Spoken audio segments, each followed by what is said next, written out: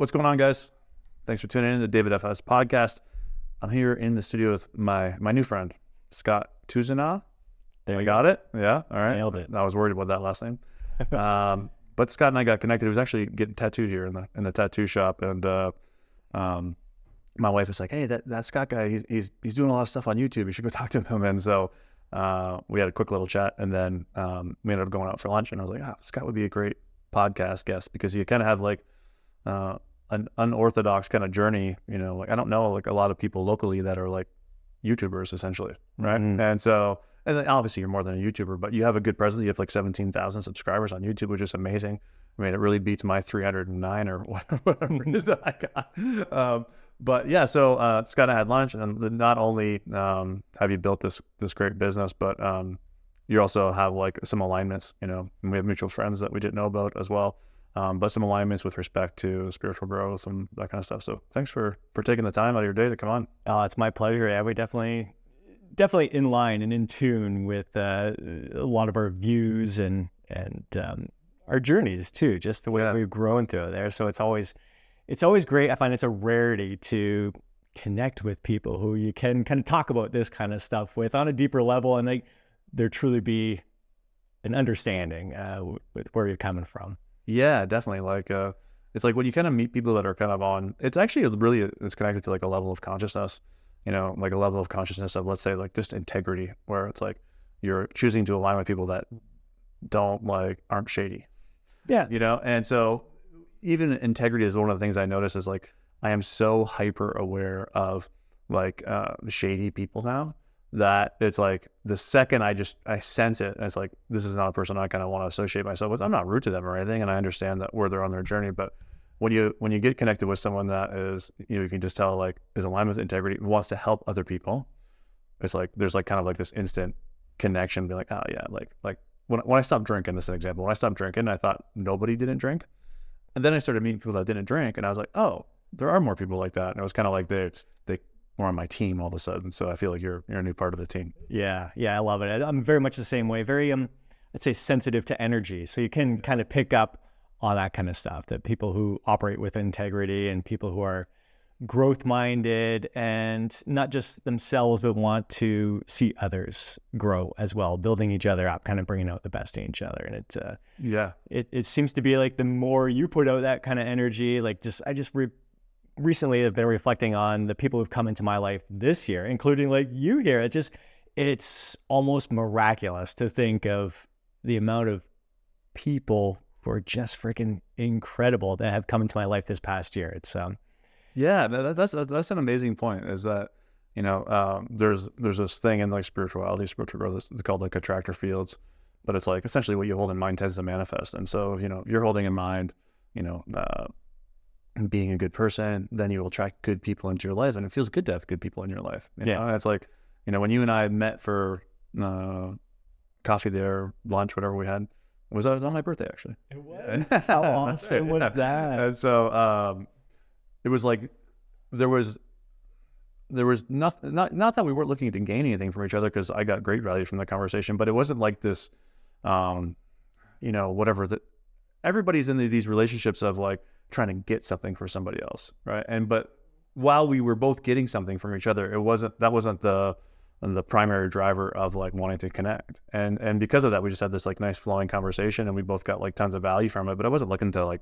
sell you on anything. You weren't looking to sell me on anything. We were just like two guys showing up and saying, hey, let's just kind of share like what's been working for each of us. And because of that, it was just like a great conversation. Yeah. And again, it's amazing how, like you're saying, like you put stuff out to the universe or whatever, and it ends up coming into your life. Like I've been thinking of doing retreats and everything, and you having the location there, like how freaking cool is this? Like just stuff that I never would have dreamed of initially. And then you start thinking of it, and boom, all these opportunities just present themselves. Yeah. You know what? Like I'm just smiling when you're saying that, because it's like, you know, people recently, because I've just really, you know, since I got Zach on here, and I like really been getting back into really, like this is the second podcast where we recorded this week. And it's funny because I had Krista Realba in here the other day. I don't know if you know her or not, but she's local, doing lots of stuff on social media stuff. And she's like basically saying the exact same thing that you're saying, which is like, you know, once you basically, start feeling good and feeling happy from within, and then like all of these other opportunities begin to flow into your life, and what you thought was possible is actually like just like the tip of the iceberg of like what actually could become, from these connections and the people that you meet. And so, yeah, just us getting connected is like kind of a testament to that. And, one of the things you said there was like universe, and you do the same thing I do. Like every time I say like God or universe, I kind of like, I do some sort of motion, and it's because I recognize that people have like a resistance to higher powers. And so, maybe, by me kind of doing that, or both of us doing that, it's like, it's kind of trying to show like, hey, we're not like woo woo, like this isn't woo woo, this is like real stuff. It's actually working. But I'd be curious to like get your interpretation of like what it is that you connect to when you're connecting to like abundance or infinite intelligence or God or whatever it may be. Yeah, it is kind of, I think the universe is kind of like it's an easier way because it's not like this entity or whatever that's out there. But I think one of the things that served me really well has been really exploring a lot of different aspects of spirituality, and I love studying. Well, Taoism is probably my favorite one of all of them, mainly because there isn't necessarily a god or someone that you're worshiping per se. It's more, the Tao is the way. It's more a way of living and connecting with others, just really realizing that we are all connected, and like building others up, bringing out the best in them is only going to bring out the best in you. So that's probably what resonates with me most. But like reading the Bhagavad Gita, Buddhism, studying different Zen type practice, like really all of it. And growing up Roman Catholic, like learning the Christian faith and all that stuff, like all of it has had a huge impact on me. But like as I became older, became an adult, and kind of realizing like all those stories were great. I don't necessarily subscribe to like a God per se. I think is there a creator? I think it's just a mystery. I think that's why we're kind of like quotations in there, whatever it is, like we don't know for certain. So I think that's the beauty of it, is it's the mystery, and just kind of realizing that, none of us are right, yet we're all right, whatever it is that's out there. So I just, when I'm looking towards that, it's a mystery to me. It's whatever that energy, whatever the source is that's out there. It's pretty freaking awesome. And it's all you have to do is like believe in it though. Like you have to, and you believe in it through, I think, like just experience of like just seeing things, like, for example, like just you and I getting connected. It's like, you're not even thinking about retreats, and then all of a sudden it's like, oh, you meet this guy who, like what are the chances? Like think of all the things that had to align for you and I to meet. And it's like you're in a tattoo shop. So the guy's wife that happens to have an office in the back owns a retreat center. We're still not even thinking about retreats. We get coffee together, and then it's like, hey, maybe we could align and do some stuff together, right? And so it's like that is and I think a good way to get out of the whole God idea or universe, even the word universe is kind of a fluffy word as well, is like energy frequencies. And so like when you start vibrating at a different frequency or level of consciousness, so like if someone is at the level of consciousness of anger, right, they are constantly going to attract angry situations in their life. So if you're constantly attracting angry situations in your life, that means you're blocking out situations that are joyful and abundant and loving and caring and all of the things that are outside of anger. And so it's just all about like learning how to move up that scale and connect to people that are at a similar level. And even it would be even great, eventually to start connecting to people that are higher than you, because eventually you end up leveling up with them. So I would actually be curious to like, because like, because we feel like we're in kind of in the same similar space level of consciousness wise, is like, how did you get there? Like, how did you get to this space of like where you're at? You're just in this, like, you're like, seem like you're a guy that enjoys life, and you're content, I feel, maybe. Yeah. Is that true? I don't know if I like the word content. Fulfilled? So much. Maybe? Yeah, definitely. Yeah. Content. Yeah. I always strive. You give off an energy of like you're how about this? You give us an energy of like you're connected to what you're supposed to be doing. Oh, 100%. Yeah. Okay, good. So that's what it is. And I actually, the word content is actually something I've been working on lately myself, because I kind of always feel a certain like lack of content. Mm. And I think in some ways I'm like attached to it, because I feel like that lack of content is like what propels me forward in some ways, you know? But I also recognize that in not feeling content, I am constantly looking to the future, right? Which may prevent me from experiencing the joy of the present moment. And so it's kind of like this double-edged sword that I haven't really started to dig too deep into yet, but I think you and I are similar in that regard. So let me ask you this, is like, how did you get to this place that you're at now, which you seem fulfilled, you seem like you know who you are and what you're supposed to be doing in this world, and because of that, you are like attracting, you know, opportunity. And, you know, like I really feel for you, like there's like your trajectory is like, you know, like it's going to propel like in the near future for some reason. I don't know. That's what I've been feeling for you, you know? So maybe you're feeling that momentum too. I don't know.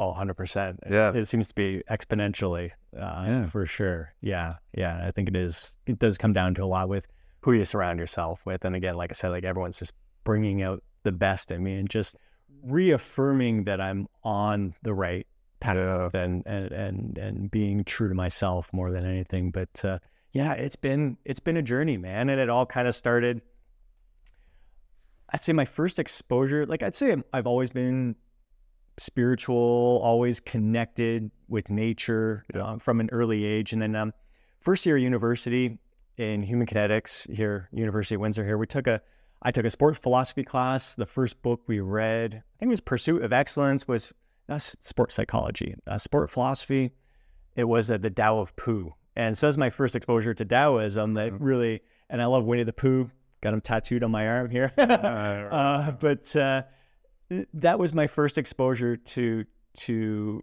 philosophy. And the second book we read was Golf in the Kingdom. And that was a strong focus on being present in the moment. And it just kind of, that planted the seed. But then of course, like life gets busy. Again, like during that time, studies, and then right out of university, career, family, and all that stuff.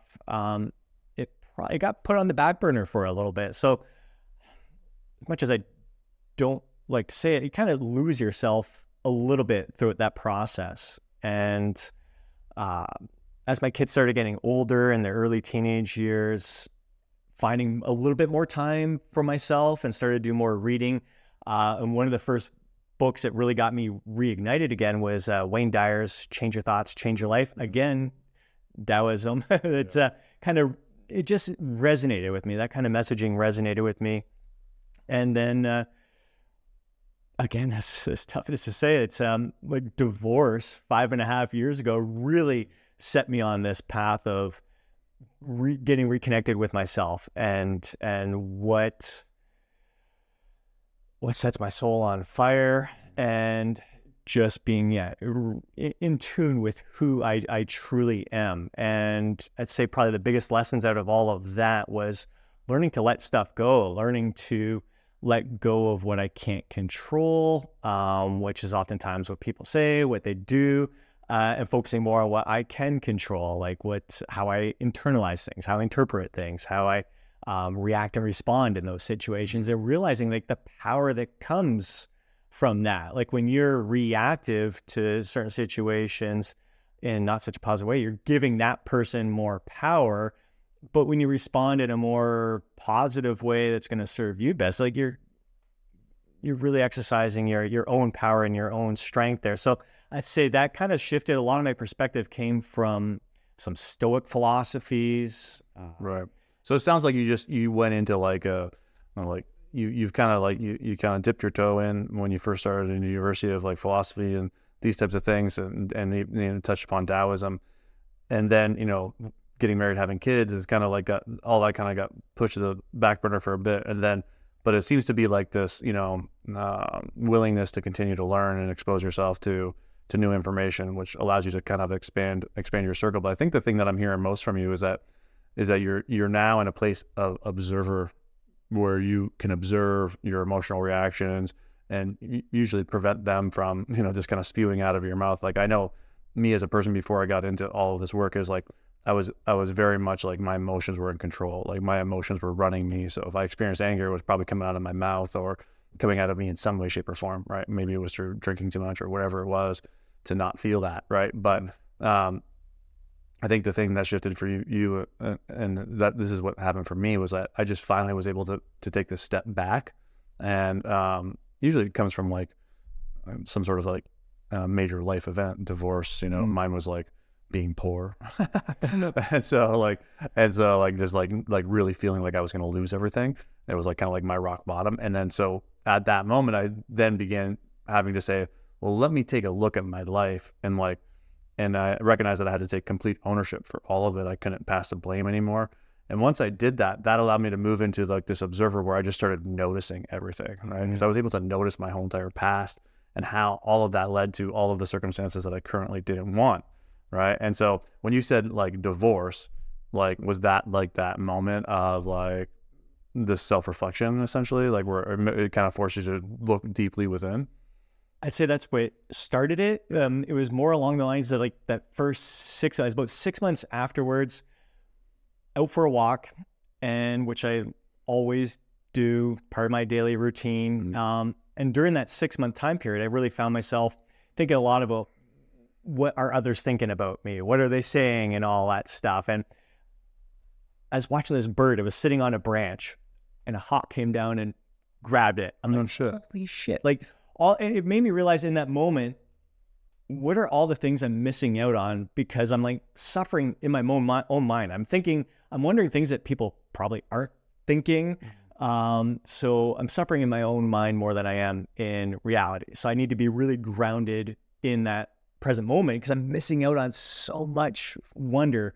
So that's when I really started to learn to let go and to really just appreciate the moment and give the best of myself to the moment and do what's going to serve me best right here and now, rather than worrying about what happened in the past, worrying about what might happen in the future. Just give the most of myself to where I'm at right now. Yeah, that's interesting. Like, what do you think it was about that moment of like seeing the hawk grab the bird? Was it like the tuning into like anything could happen at any moment kind of thing, or was it what was it? Because I think what you're describing and what you seem to have been able to transcend was like this idea of like fear of judgment, of the entire world, right? And it's like at the core of who we all want to become is a refusal to face the things that we don't want to face. Like, for example, like the judgment of other people, right?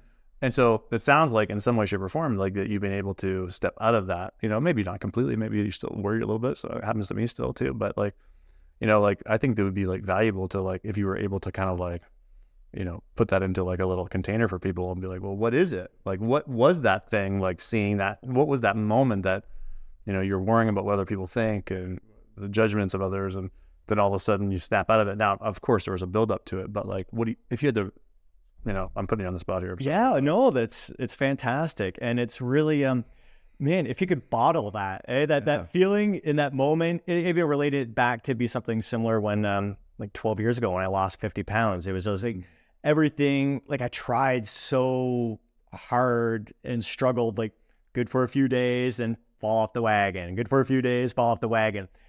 And then eventually just one day looking in the mirror and snap your fingers, like enough is enough. Like it's time to change. Like I wish I could bottle that feeling and sell it. Cause like that's the catalyst there. And in that moment with the hawk coming down, it was just that reminder that I'm missing so much around me. And like we're talking about earlier,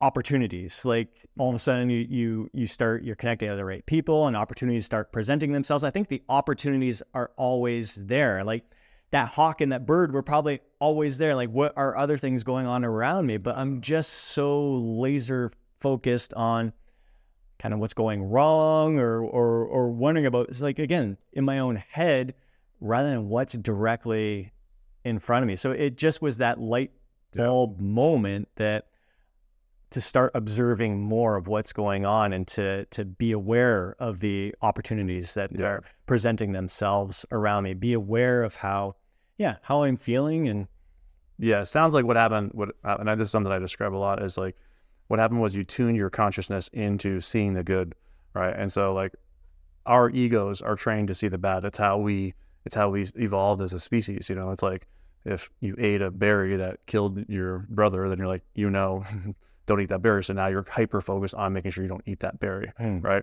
So this is like a primitive part of us that still is in us. And so we're trained to look at the bad. If you get 99 out of 100 on a test, it's like, what's the first thing you do? You know, it's like you flip through the pages to find the one that you got wrong, right? And so, but what happened, I think, for you in that moment, and the culmination of everything that you were going through, was you finally decided to tune your consciousness into opportunity, into abundance, all of these things, and so then you just started seeing it, and you were hit the nail on the head. It's like, it's not that it wasn't there. Yeah. It was always there, right? And so, but you just had to observe it. And then once you start observing it, then you slowly begin to move into greater states of consciousness. And this sounds like was your path. Yeah. Yeah. And it really, just realizing how silly it was to allow my mind to be occupied by people who had opinions or judgments of me. And it's like, they're entitled to have their opinions and their judgments, or whatever, even if it's not true or whatever. Like, no matter what I do, what I say isn't going to change anyone else's mind. I know who I am. I'm not going to judge myself based on other people's judgments of me. I'm just going to keep being me. And it just, there was like a freedom that came with that. And that actually is a nice little segue, because one of the things I want to talk to you about was because, you kind of like, let's say you went down an orthodox path. It's like you've been doing YouTube now for a while, long before like the whole world was kind of like doing YouTube in some regards, and doing your own personal training thing. And so I'm guessing like along the way that there was a lot of people like saying like, you should just go get a job. You should just do this. You should become a real estate agent. Like, that's something that people told me a lot. Just become a real estate agent. It's like anytime I was experiencing any struggles in business, right? Which, and anybody that's in business is going to experience struggles. It just happens. There were always people that were there to like, basically be like, you chose the wrong thing. You should just go and work at Chrysler or whatever it may be, right? And so, like, how did you? I'm assuming that happened for you, and how did you like stay like on the path? Yeah, that's so ironic you said that, because I was a TPT at Chrysler for 5 years, and then I applied for full time and everything, and didn't get hired. I was one of the few that didn't get hired, even though I was a great employee for them part time. A blessing in disguise. Yeah. It's amazing how things work out that way. It was a little different. So starting off out of university, again, graduated from human kinetics in that field, knew I wanted to be in the fitness industry. Started working for a studio, another personal training studio, for a year. And like, I always had my vision. Actually, when I was 14 years old, working out in my parents' basement, I told my buddy at the time, I'm going to own a gym one day. I'm going to own my own personal training studio one day. I didn't know how it was going to happen. I didn't even know human kinetics was a thing at that time. Yeah. Started dating a girl. Her brother was in human kinetics. I'm like, there's a course in university that's biomechanics and anatomy. And I'm like, that's my jam. So that led me down this path. And then, eventually did open, after that first year, open up my own personal training studio. So having a brick and mortar business, you still got the doubters out there. Still not a traditional job at that time. After a few years of that, I remember my last year where I had the studio. That's when the internet was is like around 2003, when you started seeing more like ebooks printed out there. I was subscribing to newsletters, and this one guy's newsletter, he always kept saying that if you're loving this material and you want to make some money, you can become an affiliate marketer for. I'm like, what the heck is this? And it just kind of sent me down this path, this rabbit hole of different ways to make money online.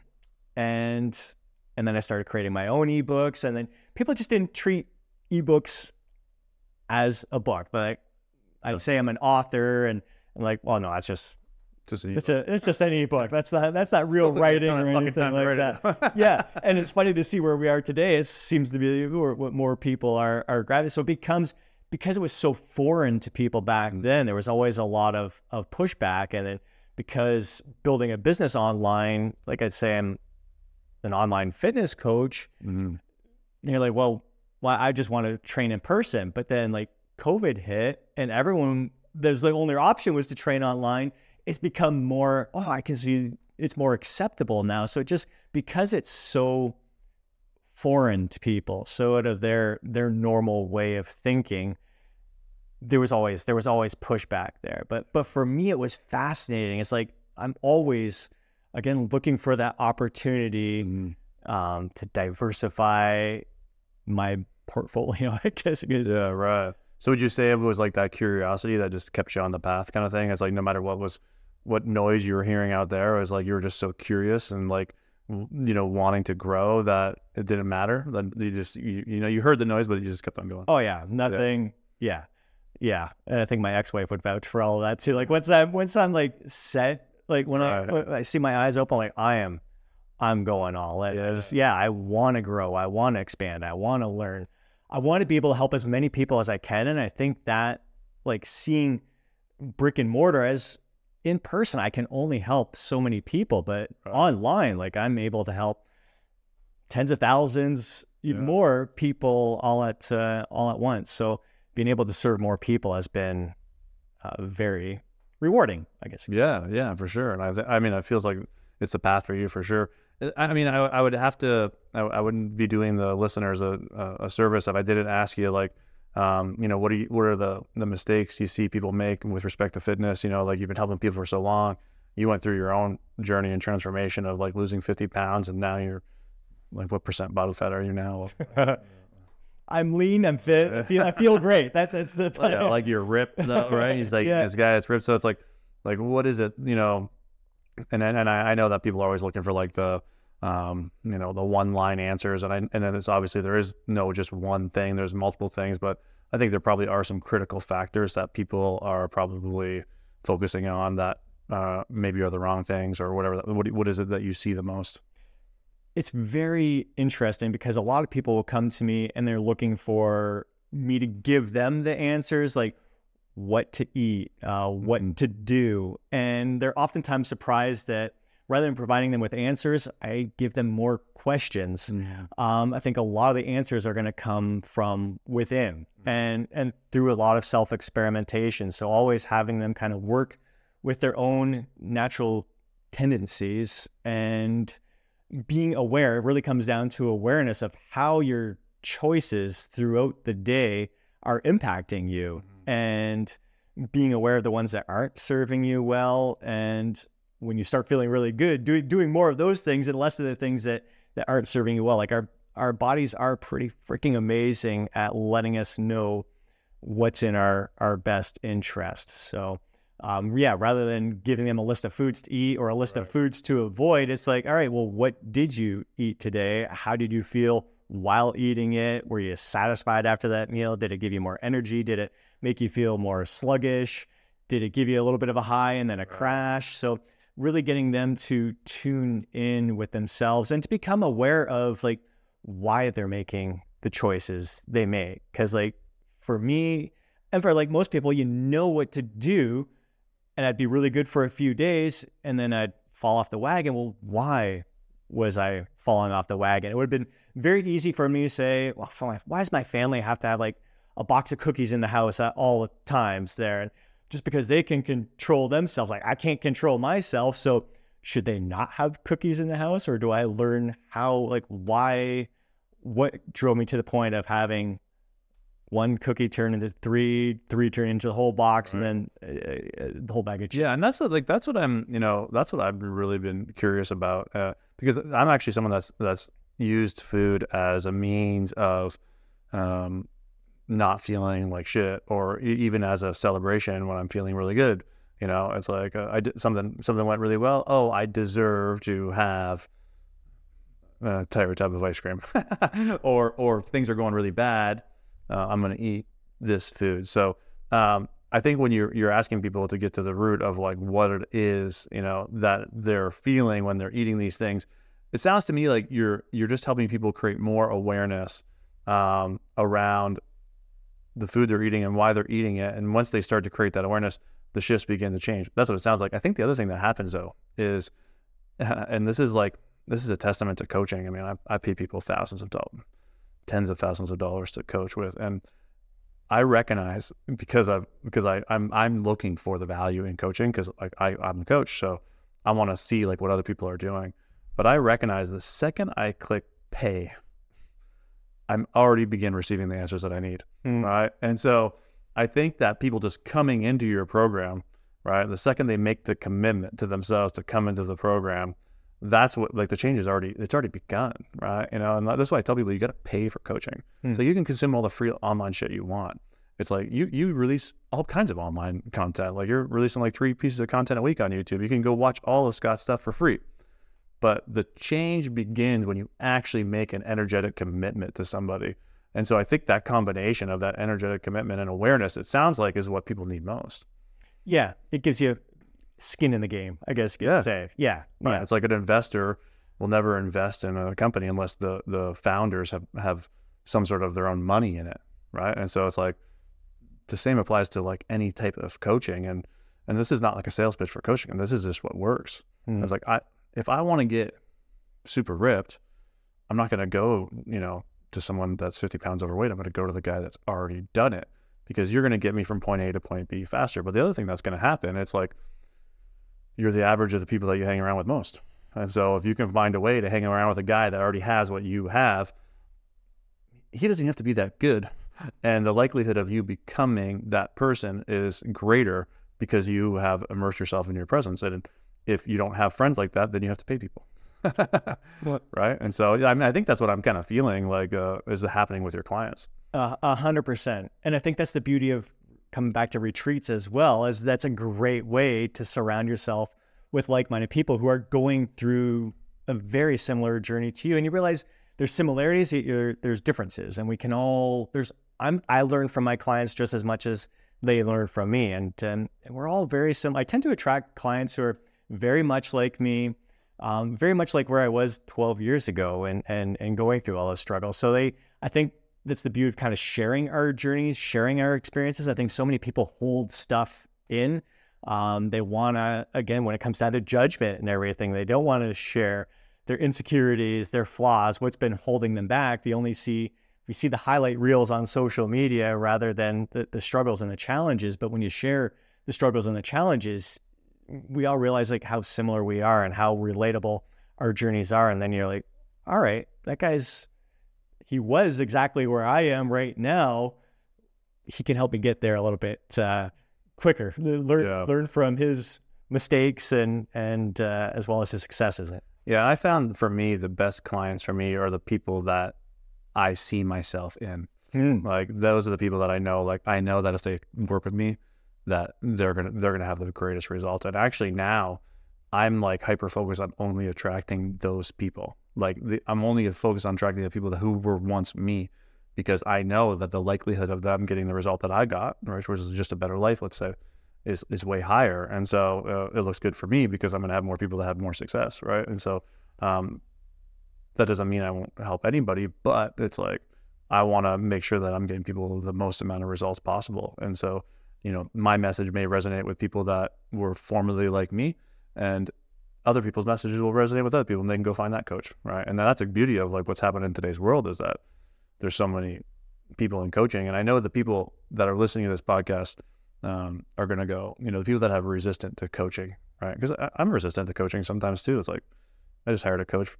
I paid him like $6,000 US for 6 calls, you know? It's like, seems really expensive, you know? But like, it's like, I was super resistant to that, but it's like on the first call, I got a ton.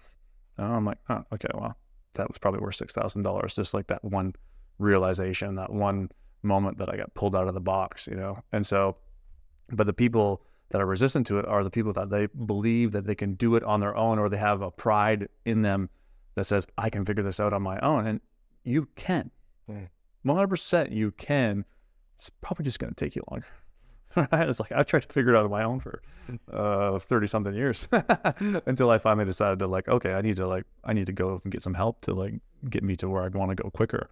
And then the answers just started, like, there was like the floodgates opened up of answers, right? And so Yeah.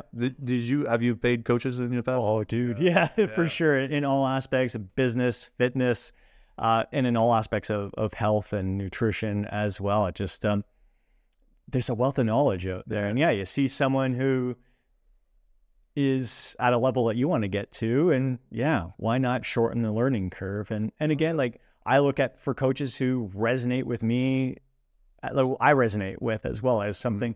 I'd say every coach that I have hired, there's been a vibe. Again, I'm very sensitive to energy, so always looking for coaches I can tell operate with integrity and very genuine character. Like they're my kind of, again, spiritual. Like it's people who I could easily be friends as much as a coach as well. So yeah, I've hired a lot of coaches over the years, and as a coach, it's been really rewarding to see the growth of my clients. And it's, I'm meeting up with one of my former clients in Nashville next weekend.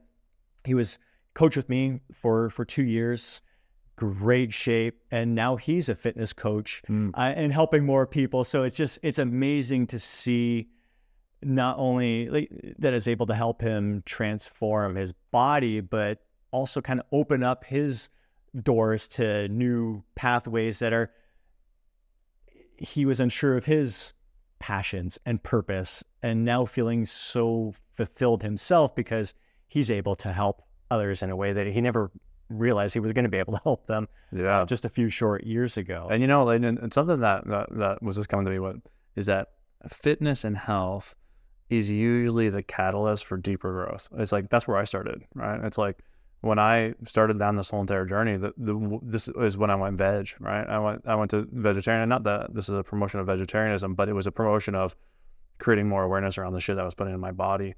And so once I started gaining all of this knowledge of what I thought was healthy and wasn't, I started going like, oh shit, if I know this little about food, like what else do I know so little about? And then also probably the other thing that was happening is that my mind was getting clearer, my body felt cleaner, I had more energy, I was more connected. And so then I started to get to like the real deep stuff. But for most people, what I found is, because I do all these retreats and I do all this coaching, and most people that are looking to go to a deeper level have usually started with fitness. So you're kind of like the doorway. I feel it as well. I think, when you're honoring your body and you see what hard work and discipline and character can do for you, I think it opens up, again, more doorways to more opportunities for you to, it translates into other aspects of your life. The discipline, the character carries over into other aspects. Sure. Let's do this as again, put you on the spot again. So, I got you here, so I might as well pick your brain. So one of the things that we talked about when we had lunch the other day was, I've been on this journey for a long time of like trying to get into shape, and so probably 10 years ago, I got like ripped, like lean, like I was like 10% body fat, and I was like just ripped. I looked like you, man, maybe a little smaller, but I was like ripped. And so the mistake that I recognized that I made is I didn't have a plan for success. Like I was just hyper focused on the goal of 10% body fat, which to me at that point in time was 175 pounds. And once I got to 175 pounds, then I was gonna, achieve the goal, take the Instagram picture, right? But I didn't have a plan for success. So pretty much from the day I hit the goal and took the picture, I proceeded to gain all of the weight back over the course of the next, I don't know, probably it took me a while to gain it back, like maybe 2-3 years. And then I actually gained more weight than I had ever weighed in my whole entire life, right? And so one thing that I think I did was I think I messed my metabolism up by because the way I was losing weight was like, I was just like hyper focused on calories, and I wasn't eating good food. I was like, as long as it was within my calories. So I was basically starving myself. Like I was hungry all the time. And that feeling of always being hungry stayed with me. It never went away. Even though I was eating, it's like I could eat all I wanted. The next day I would feel the same way again. So I think, and this could be a belief, and that's what I want to pick your mind about. It's like, this could be a belief that I've messed up my metabolism, maybe, let's say, or something. I did something that created a deeper hunger in me, like actual physical hunger, like I'm hungry all the time. But ever since that moment of like being super, super healthy. And so I was about 225 pounds. I went veg. I went to 195. I stayed at 195 for years. And it wasn't until I made the decision to get real lean and real ripped that I went to 170 and then back above 225 again, right? And so now I've come back down a little bit, but I've been unable to get like back on the horse, let's say. So I work out 4 days a week with a trainer, and I love it. But like my diet, it's a yo-yo. It's like I eat good for a week, I eat like shit for a month, and then I've been going through that cycle for like so long. So like you're my coach, right? And it's like, what would you say to me? What would I say to you? Put me on the spot here. Yeah. But like just coach me, because one of the things that's been coming to me that would make a super interesting podcast were for me to coach people on podcast. But no one wants to do it because everyone's scared to air their shit out on camera and on YouTube or wherever, right? But I'm like, I'm not scared. I don't give a shit what people say. Yeah, exactly. Yeah. So like, I mean, where would you start me? Let's just say if I said, Scott, I'm going to become your client, right? Where do we start? This is, you don't have to analyze me. You just put me through your program. So like, what would I do if I came to you and started with you? Yeah, it's basically designing your lifestyle in a way that's going to serve you best over the long day. This is not, I think that's the difference. So many people are focused on the outcome itself. What do I need to do to get there? And thinking that it's going to be different than how you're going to maintain that afterwards or continue to progress afterwards. Yeah. And because I think there's always ways to challenge and improve upon our bodies, our health. So yeah, you actually already gave it to me. Is that I'm focused on the outcome. In the two areas of my life, I was just doing some reflecting today because that coach I'm working with was making me do some reflecting. So, and the two areas of my life where I feel that I've still just got there, like, and so one of the things he's been doing is getting me to like look at my wins, because I have this like subtle lack of content. So he's getting me to look at my wins, and he says, we meet every 2 weeks, and he says, what were your wins in the last 2 weeks? I couldn't name one, right? Oh. And I'm like, fuck. And he's like, you're not celebrating yourself. I'm like, okay. So today I was looking at it, and I was like writing it down, all of the things that I've accomplished in my life. And I was like, oh, this is kind of impressive. Like I quit drinking, without alcohol, got a great family, built a great business, had $1 million exit out of Treehouse, built Lunga Vita, had built this great coaching. So I'm like, oh, there's a lot there that I've kind of done. I'm an accomplished sailor, like all these types of things. And so I'm like, oh, there's been some of the wins, but the two that I feel like that I haven't reached: physical fitness, right? And I've checked the exercise box. I think I got that one down now. Like I exercise 4 days a week, and then I do other stuff.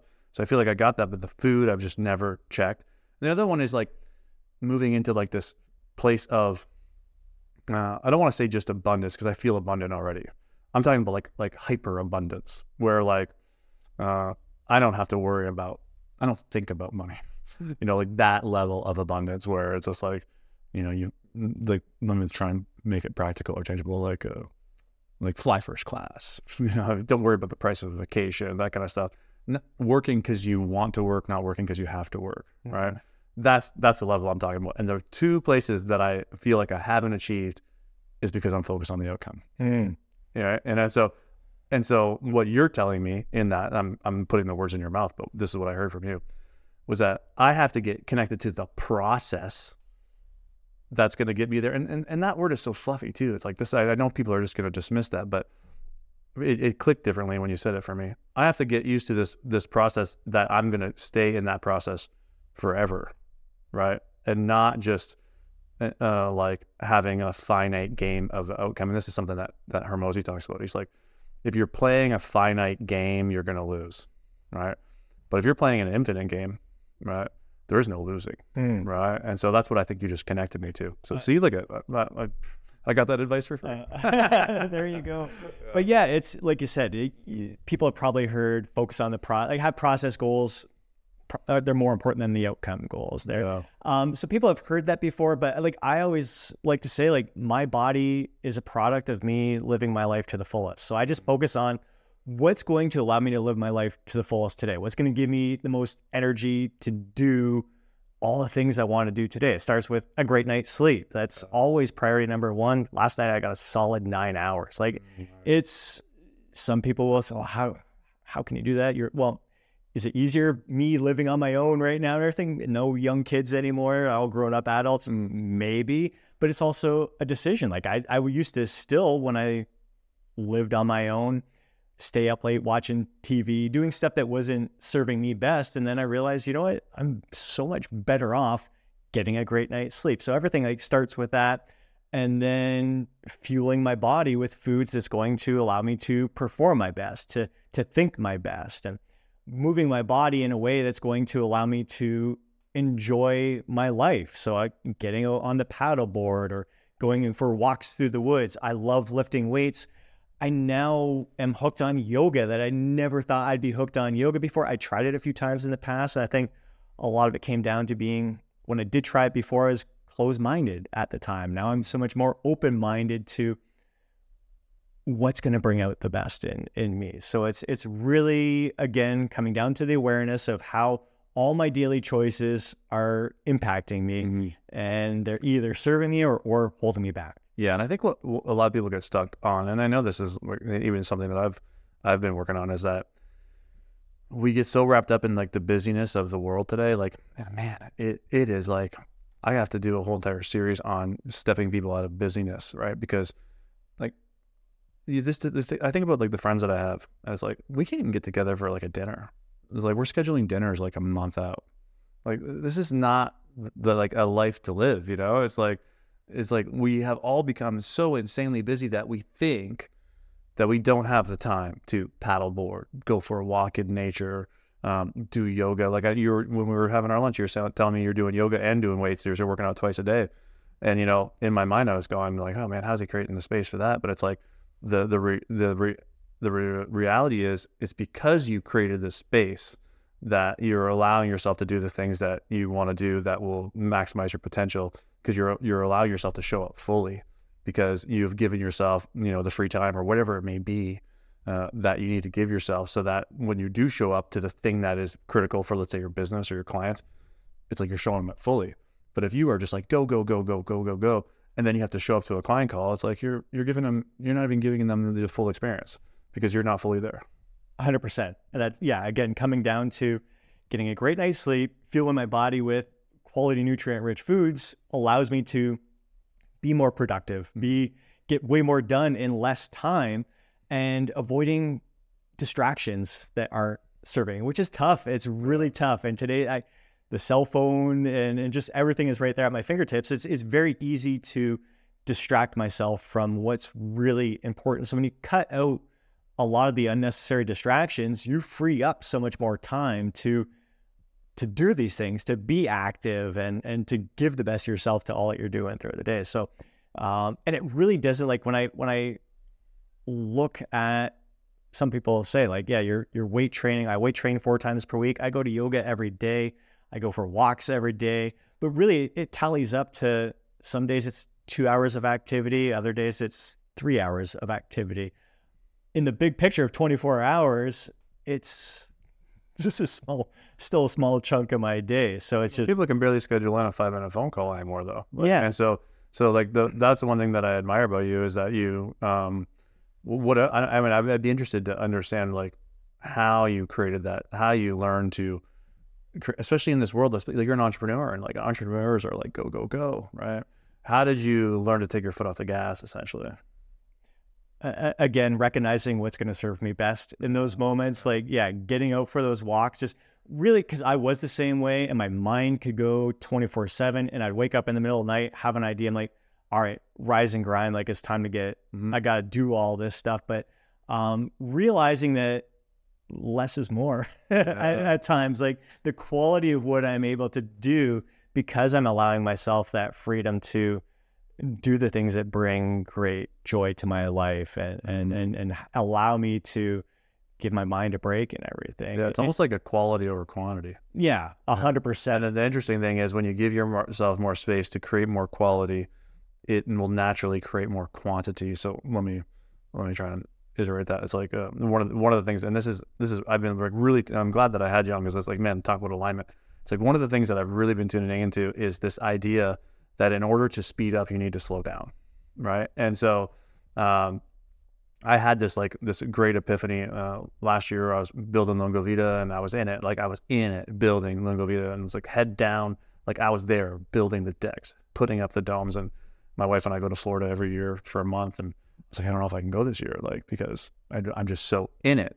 And then we just made the decision, no, we're gonna go. And in that month away, I had the clarity of like, what the fuck am I doing? Like I am doing the job that I could pay someone $50 an hour or even more, $100 an hour to do. But I view myself as like, $1,000 an hour person, right? And that's all fine and dandy to say. Like everyone wants to be $1,000 an hour. Sure. But the reality was in that moment, whatever shifted was that I'm like, no, I'm not going to do anything that is less than this $1,000 an hour kind of thing, right? And that was actually hiring Zach. It's like I can pay someone to do this, but the programs in me, the scarcity, the fear of not having enough, and all of that, were saying no. Like you have to do this stuff on your own. And so, anyways, I had this clarity, and that clarity resulted in me slowing down. Like I was working 12 hours a day out there on the freezing cold and building domes, and I came back and I'm like, I'm not doing that anymore. And you know what's crazy is that not only did Lungo Vita benefit immensely from that because it created the space for me to focus on the marketing and to start driving more people there and fixing the systems, but it also got my podcast back up, and I started bringing clients in again and got me focused on what I want to do. And so all that came from slowing down. But the other thing that happened was all of the things that I thought I had to control out there, they're happening still. Like people just started showing up. Like my uncle is out there doing work for me, and he can build anything, that guy, and he's quick and he's cheap. I'm like, geez, he's better than I am, And it's like I had to step out into like a month of slowdown where I was kind of really not doing any work in order to see that. And you're doing that every single day, which is like, whoa, it's like powerful. But I think that's like really important for people to see that it's like you don't have to be so fucking busy. And in fact, the amount of quantity that you're putting out is reducing your quality, not just of the shit that you're putting out, but your life. And because that quality of life is less, everything is suffering. Your health is suffering, your business is suffering, your family relationships is suffering. So it's like, I guess the be all end all is slow down to speed up. And you're like the walking testament of that, like you're just a guy that, when I met you, I just felt like, oh, this guy's calm, he's relaxed and feels like he's happy with life. And like, you're kind of like, any of your clients that would come to you would like really benefit from just being in that presence and that energy and just seeing that like you have what a lot of men want, which is you're in great shape. But it's not because you're like pumping out a ton of quantity of work. It's like the quality of the shit that you're doing. Absolutely. Yeah. I don't know if you want to expand on that at all, but I mean, I know I just kind of, I'm analyzing you as I'm here, but I'm like, I think that's what I see. Yeah. I think you totally nailed it. And again, that's, I think, always the biggest surprise when people hire me as a coach and they hire me thinking like, all right, I'm going to help them create these meal plans and these great workouts and everything, which I do. But what they gain the most value from is learning, again, to slow down, to view things in a different light and gain greater perspective on the bigger picture things, and learning, again, to really focus on what they can, what's in their control, and letting go of what's out of their control. Yeah, not trying to do so much. Yeah, 100%. It's like focus on the few things. One of the things I did recently, and this, we'll wrap it up here, but it's like every month I'd have this very intense planning process of all the things. I kind of take like what I want out of my life. I break that down into what has to happen this year to move me towards my life goals. I break that down into a month, what has to happen this month. And then from the month, I take the monthly tasks and I put them into my calendar every week. And so at the beginning of 1 month, when I had this, after I had this realization, I had all my things on my list that had to happen this month to move me towards my year goals, to move me towards my life goals. And then I said, which of these could I not do? Could I delegate out? And I highlighted the ones I could delegate out. What I was left with was about 5 tasks. I'm like, holy fuck. And then I just only had to do those 5 things. And so I made sure I did them really well.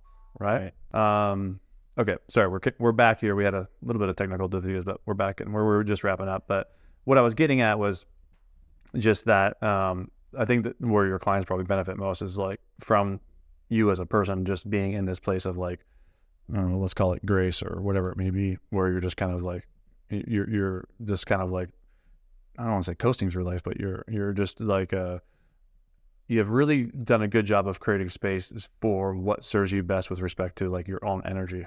And so clients are really going to benefit from that. So the one thing I want to give you the opportunity to do is just like, especially after this conversation, I think people are going to be interested in working with you more. So like where people find you most, because I know your YouTube channel is awesome. What's that called?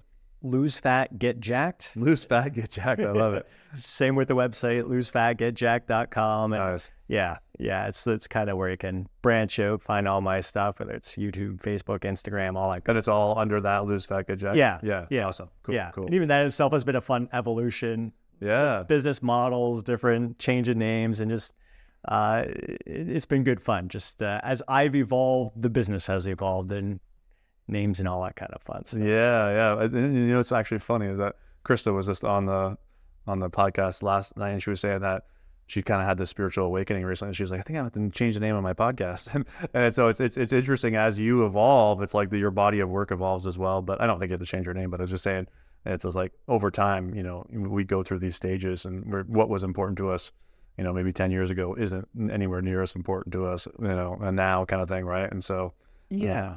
So I think it's good. It's the beauty of it all. I think it's for those of us who keep things raw and real, and it's just kind of sharing our experiences and where we're at in our journey. And if we're not evolving in our business, we don't have those thoughts of, man, I should kind of rebrand a little bit here. Like we're always rebranding ourselves a little bit as we learn more about, our true authentic self. So I think that's always a good thing. Yeah, definitely, man. And who's your primary client? Like, do you have like an avatar kind of that you work with most, or?